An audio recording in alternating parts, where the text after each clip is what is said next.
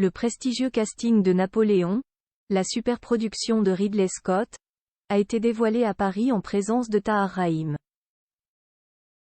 Une autre star française était annoncée dans la distribution mais n'a pas été vue dans le film.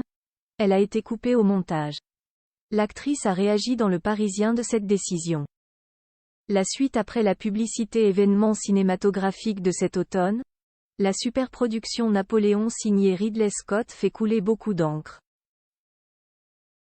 La performance de Joaquin Phoenix, connu pour s'investir énormément pour ses rôles, promet d'impressionner, jouant l'empereur aux côtés de Vanessa Kirby, révélation de la série The Crown. Ils ont posé avec glamour lors des avant-premières, non loin d'un Français, le double césarisé Tahar Rahim. Cependant, il est une actrice, hexagonale et renommée aussi, annoncée au casting qui ne pourra pas se réjouir de la sorte. Elle s'est confiée sur le fait d'avoir été coupée au montage dans les pages du Parisien.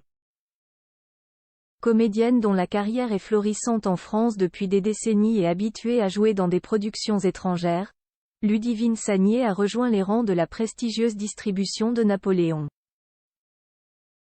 Participer au long métrage du réalisateur de Gladiator, voilà qui a de quoi faire rêver, mais la comédienne de 44 ans a fait face à une déconvenue. Le cinéaste britannique a coupé sa prestation dans la version diffusée sur le grand écran. Le Parisien a recueilli les impressions de l'héroïne de Swimming Pool.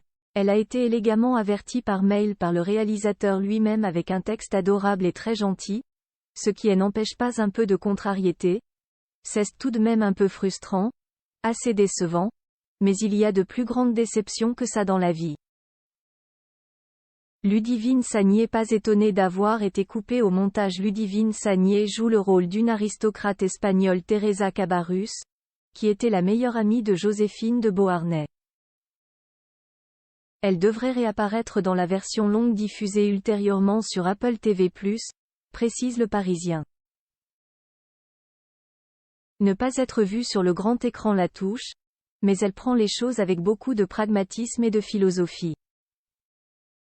Déjà, elle avait bien remarqué à quel point Ridley Scott avait filmé de la matière. Je ne suis effectivement pas étonnée.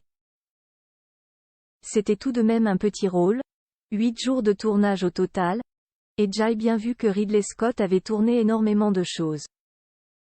Incarnant l'amante de Paul Barra, alias Tahar Rahim devant la caméra, elle s'amuse à dire qu'On ne verra pas sa scène où elle lui fait un lap dance.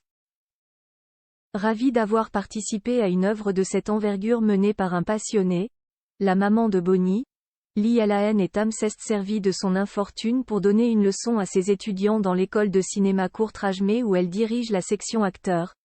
À ce stade de ma carrière, c'est de l'ordre du petit revers. C'est un peu crispant, mais Jen retient vraiment quelque chose. Jen est parlé à mes élèves. Je leur ai dit que nous n'étions jamais à l'abri de frustration dans ce métier. Rien n'est acquis.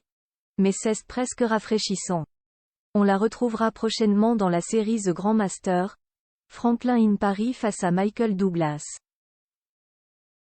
La suite après la publicité. La suite après la publicité.